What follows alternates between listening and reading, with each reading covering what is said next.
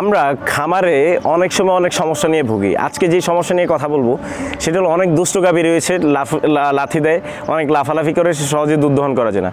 বিশেষ করে যখন হলো বাছুর নতুন হয় সেই ক্ষেত্রে হলো গাভীর ওলানে ব্যথা থাকে, সেই জন্য আসলে প্রচুর পরিমাণে লাথি দেয় বা গাভীর কাছেও ঘেঁচতে দেয় না। তো সেইটা আসলে মানে এইটার সমাধান কি আসলে? তো এইটার সমাধান আমাদের ইউটিউব চ্যানেলে অনেক বছর ধরে ভিডিও আপলোড দিচ্ছি আমরা। তো আজকে আমরা আবারও কথা বলবো এই প্রোডাক্টটা নিয়ে, যেটা হলো এন্টি কিকলক। ভিডিওতে দেখতে পাচ্ছেন একটা প্রোডাক্ট গাভীতে লাগানো হচ্ছে, যেটি হলো গাভীর এন্টি কিকলক।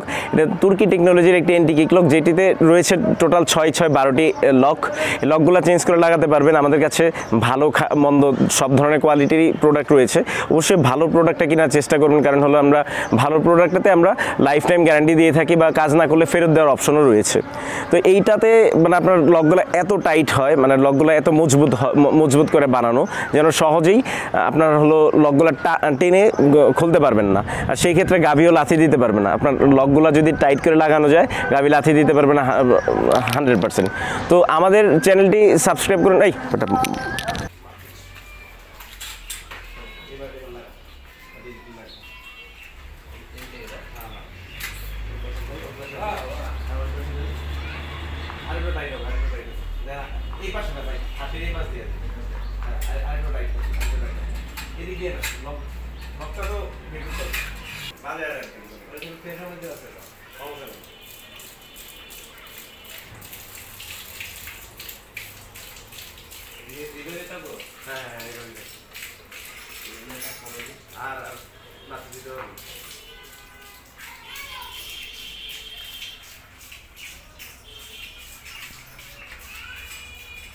দেন এমনকি দুধ হবে না।